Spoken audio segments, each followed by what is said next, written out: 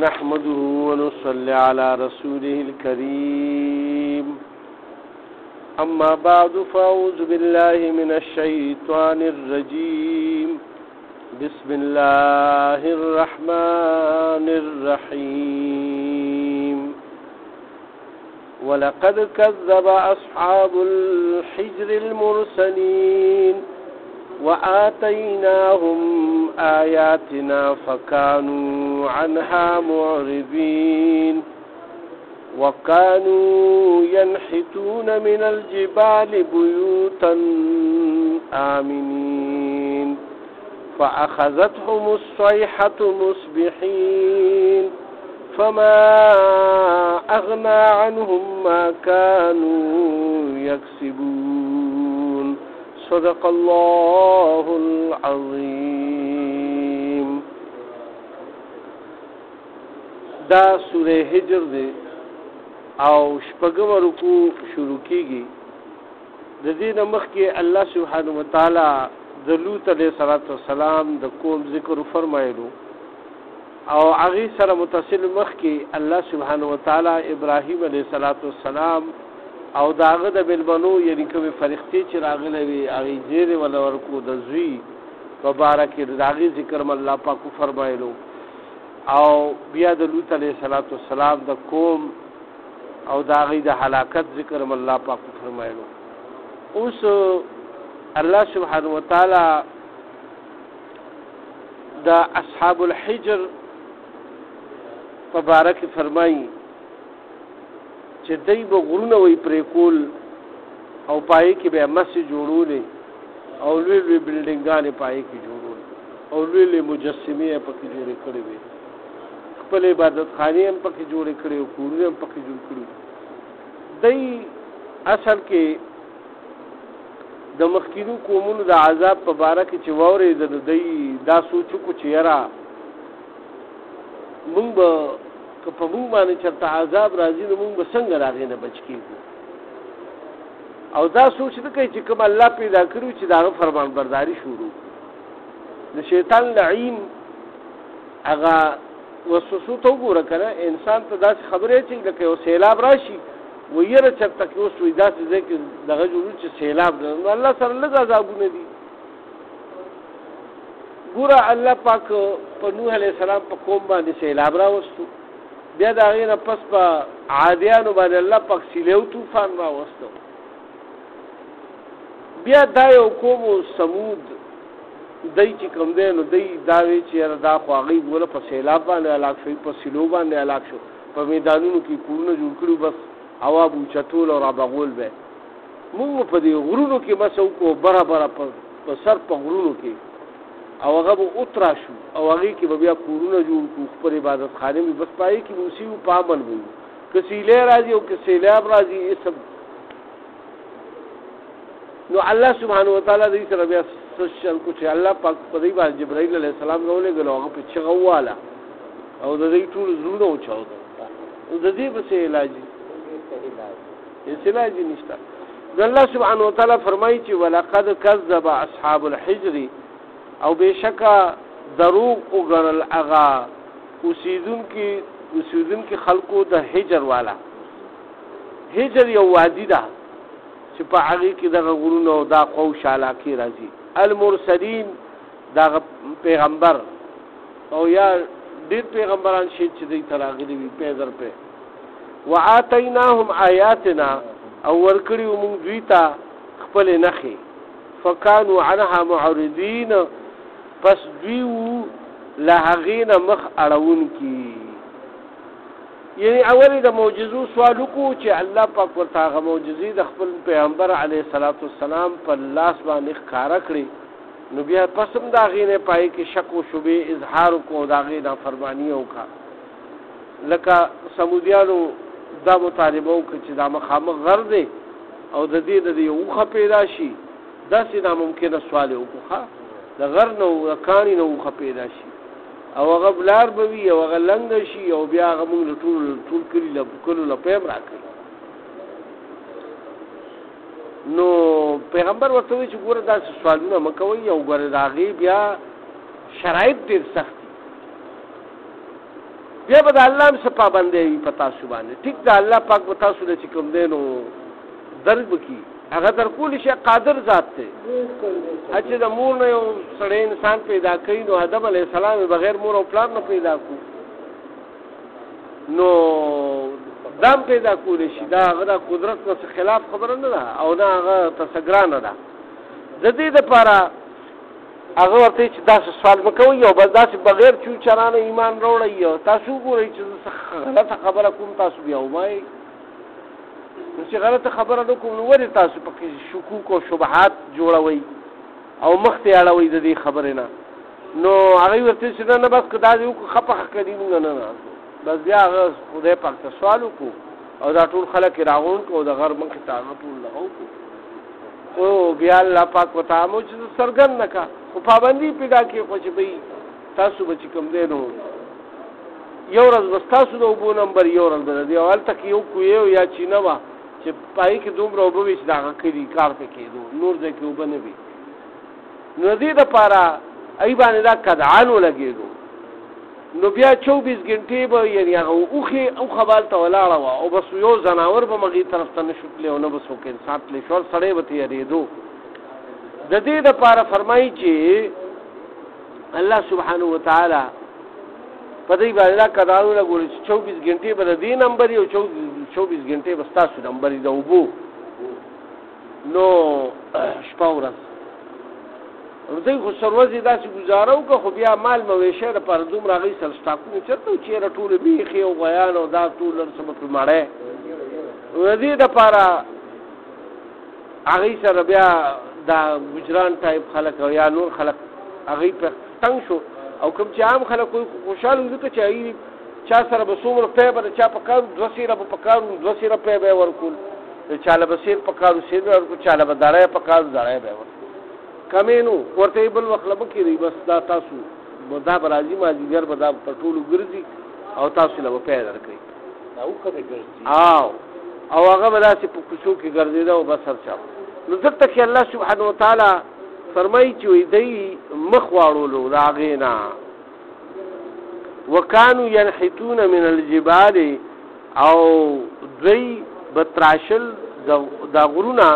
بیوتن پای کې به کورونه جوړول آمینین چې په امن کې اوسېږو دلته د هر قسم عذاب وغیره نه، چې پیغمبر دوی ته کوم د عذابونو نه یرول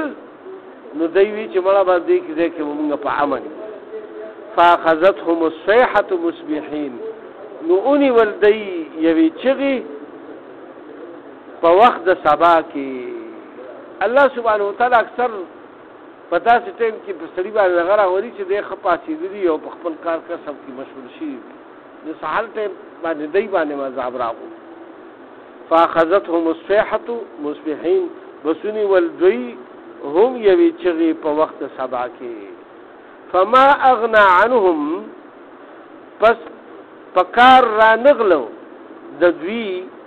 ما کانو یکسبون هغه مال او دولت چې دوی ګټلی وو، ټول مال دولت ته په ځای پاتې شو، بس زړونه یې وچاوده د ظالم له بچو. سره سپین چا چې څومره مال دولت جمع کړی په هغه کورونو کې دفن پاتې شو. وما خلقنا السماوات والارض او نه دي پیدا کړي مونږ دا اسمانونه او ځمکه وما بینهما او د دې په منځ کې چې څه دي الا بالحق مگر په حق سره. الله سبحانه وتعالی ظاهر پس دا ذکر فرمایي چې څوک هم نافرماني وکړي ځان باندې ظلم زیاتې وکړي خپل ځان له آخرت خراب کړي او هغه دنیا هغه څیزونه هم په کار رانه شي. نو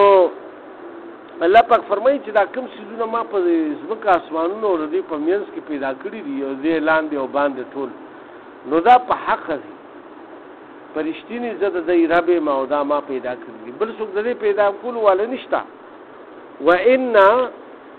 وان الساعة لآتیة او بشکا چې دا قیامت خامخا راتلونکی دی. فاصفح الصفح الجمیل پس مخ واړوه مخ اړول په ښه طریقې سره. یعنی که دی تا ته ای پیغمبر علیه الصلاة والسلام محمد صلی الله علیه وسلم ته الله پاک تسلي ورکوي چې ته له دی نه مخ واړوه، که دی هم څه داسې خبرې تا ته کوي نو دا ټولو پیغمبرانو ته دې ټولو قومونو کړي دي. نو بس تم د دې نه مخ واړه او بس ته وعظ نصیحت خپل کوا ولا غاړه خلاصوا دای منل او نه منل دای کار دی او دای په بدر د ور قسم چې سوي بس مخ ته واړه او راځي ان ربک هو الخلاق العلیم بشکر افستا چې کوم دی هغه پیدا کون کې دی او پوهه دی د هر څه نه خبردار دی چې څوک هم څه کوي هغه نه خبر دی او څه وایي او څه کوي څه په دنیا کې څه کېږي ټول هر څه نه خبر دی ولقد آتیناک سبعا او په تحقیق سره مونږ درکړل تا ته و من المثانی چې بیا بل وستیفي او آیاتونه د دینه مراد یعنی سوره فاتحه ده چې دا او آیاتونه او دا بار بار لستل کیږي په هر رکعت کې لستل کیږي او دا دومره عظیم الشان د دې ثواب هم ډیر زیات دی چې دې کې ټول د قران شریف هغه دغه راغون شوی دی نچوړ دی دا د قران شریف دا سوره فاتحه نو دا او آیاتونه چې کوم دي نو دې کې الله پاک ډیر وی دغه شي والقران العظیم او قرآن عظمت والا دې سره سره الله پاک د پوره قرآن هم ذکر فرمایلو چې سوره فاتحه او دې سره دا پوره قرآن چې دې نو دا مونږ تعالی درکړی دی بس چې کله ستا په زړه باندې دغه راشي یا در باندې د یری څه دغه راشي یا دې په زړه سره د دې د ناکړدو هغه بوج راشي خفګان در باندې راشي تلاوت شروع کا د قرآن شریف تلاوت ډیر کوا دې سره به الله سبحانه وتعالى ستاسو زړه بوجم لري کوي او ستاسو به الله مدد هم راځي او بل سبع مثانی یعنی مطلب دا چې سوره فاتحه چې کوم دا نو دا چې په هر رکعت کې ویل شي نو نفل وغیرہ مونږ شروع کا چې مونږ کې نو ضرور به پکې د تلاوت کې واجب ده کنه مونږ کې ویل دا ضروری دي نو الله سبحانه وتعالى فرمایل چې قرآن شریف او دا وایي نو کلم چې په انسان باندې څه تکلیف څه دغه راشي کنه نو مونستا د 2 رکعات نفل نیت تړه الله نو غواړه الله پاک ورسدل کی قرآن شریف دی ویلي دا غي تلاوت شروع کا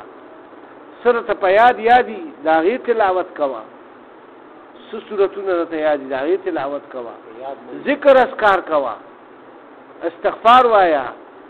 تسبیحات وایا سبحان الله الحمد لله لا اله الا الله الله اکبر لا اله الا الله خو تاسو له ذکر ټول افضل الذکر لا اله الا الله د ټول نه افضل ذکر چې دی لا اله الا الله درود شریف وايي په پیغمبر علیه الصلاۃ والسلام باندې د هر دعا نه مخکې ورستو درود شریف ویل دا مستحب دی او سنت طریقه را د ټولو صحابه او الله پاک دغه دعا بیا رد کینا چې کله دا غي نه مخکې درود شریف او ورستو درود شریف ویل شي الله سبحانه وتعالى مخکې فرمایي لا تمدن عینیک او مغرزوا خپل نظرونه ته الا ما متعنا طرف د هغه ستا چې فائدہ ورکړه مونږه به په هغه سره ازواجن جماعتونو ته منهم لکافرانونا ولا تحزن عليهم او مغمجن کیږي په دوی باندې وحفظ جناحك للمؤمنين او راحکتک مټی خپلې یا اوږی خپلې ایمان والو د پاره یعنی د کافرانو مال متا تا اولاد تا د دې خې کولې ژوندۍ تا باغونو تا چینو تا او د دې ویلوي بلډینګونو ته دې ته مخه پکېګا مال او دولت تا او د دې ظاهري سکون تا لکه په سیګانو کې اوسېږي ډېر خو محلاتو کې اوسېږي دې ته مخه پکېګا او بلدار چې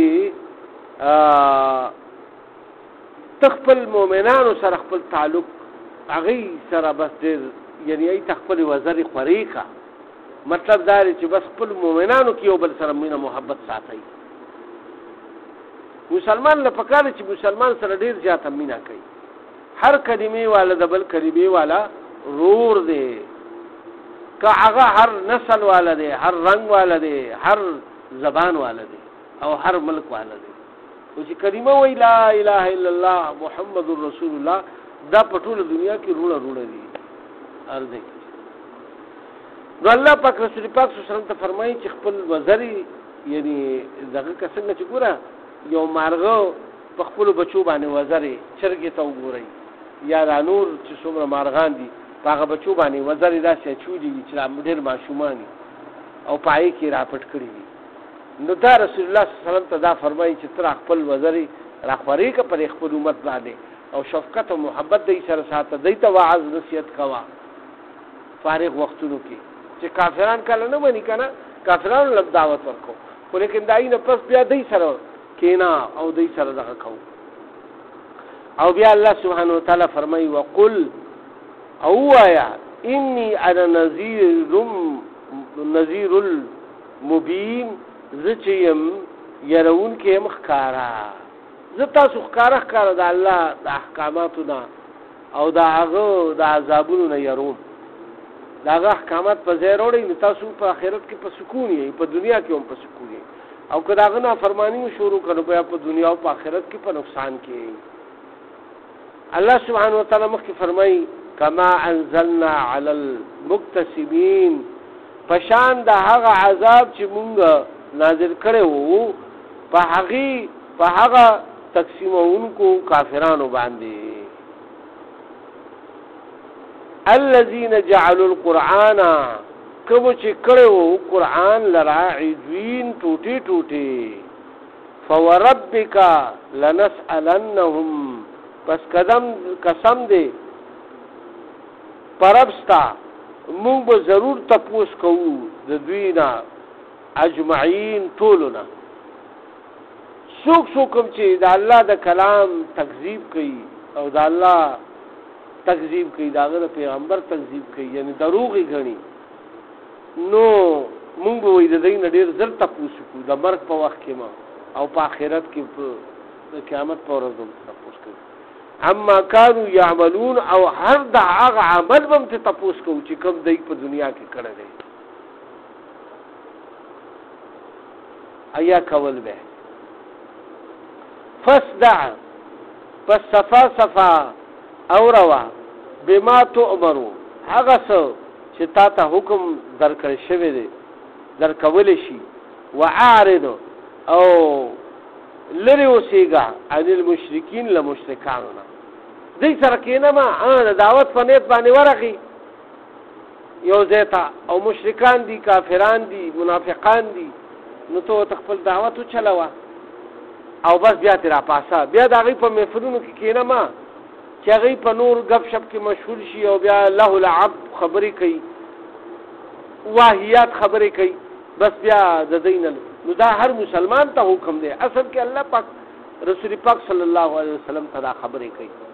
خو لیکن دا مقصد ټول امت ته دینا چې امتیان هم په دې باندې عمل کوي دا قرآن خو موږ پر راغلی کنه او موږ تلاوت هم کوو نو موږ په عمل نه کوو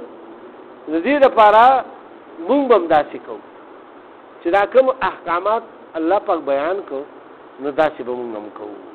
وعارض عن المشرکین او اعراض کوي د مشرکانو خلقونه ای سره دې کې نه پاسې ما ان کفیناک المستهزئین بشک من کافیو تا د پاره د ټوکو کوونکو خلاف کم یو داعی چې یعنی دا الله پاک پیغمبر علیه السلام ته فرمایي چې مونږ کافیو تا د پاره چې څوک هم ستا مذاق وړاوي تا پورې ټوکې کوي خندا در پورې کوي چې دته وګوره د روټۍ دره کې نه لګي او خبرو ته وګوره دغه شانتې هر داعی پورې خلک د دنیا خلک ټوکې او ټکالې کوي اول ورته یې غوږ ایښي او بیا چې پاس یو داسې لږ مخکې لاړ شي نو بیا ورپورې خنداګانې شروع شي دا هغه کس دی دا هغه کس نو الله پاک وایي مونږ کافي وو ستا دپاره د هغې خلکو خلاف کوم چې تا پورې ټوکې کوي یعنې دی له به مونږ جواب ورکوو دی له به مونږ سزا ورکوو الله پاک فرمایي الذین یجعلون مع الله الها او هغه کسان چې ګرځوي الله پاک سره معبودان آخر نور یعنی الله یو الله نه ما سوا د نور بوتانو عبادت کوي یا نور خدایانو عبادت کوي د الله نه ما سوا بل څه خدای غني داغه د تقرب د لپاره حلاله کوي قرباني کوي پیسې ور کوي چې زه ته تقریب شم د الله نه ما سوا دا ټول عبادتونه صرف د الله د لپاره دي کاغه قربانی دا کاغه پیسو تکو خیرات ته کاغه یعنی منځ او دسته نوافل دي تلاوت ته ذکر اذکار دي دا صرف د الله سبحانه و تعالی کې فسوف يعلمون فالضرب دوی ته معلومه شي چې کله مړ شي کنه دوی ته معلومه شي چې حق سو او باطل سو مونږ چې کوم سيزونو نافرمانی کړی دا نو هغه خپل نافرمانی به دوی ته مخه تراشي نو بیا به دوی افسوس کوي خو بیا په سلام پلاس باندې نو ورزي الله پاک فرمایي ولقد نعلم او بشک مون پوهیګو انک یذیق صدرک چې تنګیږي ستا سینا یعنی زړه د دې په خبرو باندې دای چې کوم خبره کوي کنه تاسو او تاسو راغی پته ولګي نستا سینه تنګ شي هر انسان چې کله پته وته لګي چې دا سړی ما په خبره کوي او بل څوک وته وایي چې تاسو دا خبره کوي غزر افرخ دې خپشي چې دا ور دا ما سره وخت ناس پاسته او دې ما په خبره کوي الله شي دې کول فقط بما یقولون یعنی په خبرو باندې چې کوم دی خبرې کوي فسبح بحمد ربک پس پاکی بیانوا په تعریف سره د خپل رب وکم من الساجدین او شا لسجده کوونکو نا یعنی بس ته په دې خبرو باندې وګ وکراوه دای چې سوي ستاسو نه تنګيږي چې ته دا خبره ووري نو بس ته د الله تسبیح شروع کا د الله ثنا صفات شروع کا او منځ او داس کې ځان مشهور کا په منځ کې ځان مشهور کا بنا ساجدین نه مطلب دا منځ سجده منځ په د منځ نه علاوه خو سجده نشته کنه هانجی نو الله پاک وي او بیا الله پاک اخیری چې کوم د دې صورت فکر رسول فرمای وعبد او عبادت کوا ربک ذ رب خپل حتی یاتیک الیقین تر دې چې راشي تا ته یقیني خبره یعنی مرګ ګور الله پاک فرمایي تر مرګ پورې لګي او سبس د الله ثنا صفت ذکر اذکار کوا ګور انسان چې کله ډیر زیات بیمار شي او دې کله د عبادت کم پاتې شي د دې چې کبه پورې راځي باندې کی کنه د خوراک کا غواړي کنه نو دې په ذکر خوب کوي کنه لا اله الا الله دی وی سبحان الله الحمد لله لا اله الا الله الله اکبر دا ولا حول ولا قوه الا بالله ضروري شریف آیا او کبه پورې چې طاقت او قوت وي په هغه پورې سجدې لګا ولا کومزم کوا چې کله بالکل طاقت ختم شي تر مرګ پورې تر اخیری سلګي پورې بس ذکر اسکار کې لګیا اوسئ چې مرګم تاسو پر راضي په داسې حال کې چې مطلب د الله په ذکر سره تاسو جبل وندوي د دنیا ډیر سوچونه مکوئ کني بس دې سوچونو کې بیا د مرګ په وخت کې ملار شي د دې لپاره ذکر اسکار سره په وخت راوي تر دې پورې یعنی الله پاک رسول الله اسلام ته فرمایي خدا ټول موږ وتم فرمایي الله سبحانه و تعالی دې موږ ټول په دې باندې عمل توفیق راکړي او زموږ اناس ته په خپل ځای کې په قبول او منظور کړي یا الله کړه دې په مانو په مفهوم کې زموږ څخه کمې زیاتې شي وي یعنی ک د دې په ځکه کې زموږ څخه کمې زیاتې شي الله پاک دې موږ ته معافي وکړي یا الله موږ کار والي تاسو د رضا او د لقاء او د کور سبب جوړ شي یا الله زموږ په کورونو او سپټالونو کې څومره بیماران دي او په موږ کې څومره بیماران ټول شفایاب کړي سو کر زاران نکړون نه اخلاص کړي د چا څه شریعه آزاد دي الله تعالی معلوم کړو دې خدا وکړي کې د حق او الله درز فراغ صبر د ټول نو سبب ټول کړي وطن باندې وکړي یا الله موږ کارونو والے تاسو د رضا او د لقاء او د کور سبب شي د ټول عالم مسلمانانو څومره چې په مصیبتونو او فتنو کې دي دغه مصیبتونه او فتنه ته لري کې رحم کرم والا معاملې مونږ ټول سره په دنیا او په آخرت زمون پلاران نیکان او څومره آبا او اجداد او څومره مؤمنان مسلمانان کو وفات شي او مخکې وفات شي د ټول مغفرت آمین او یا الله په آخر کې مونږ تم دا عظیم شان کلمه نصیب کړي لا اله الا الله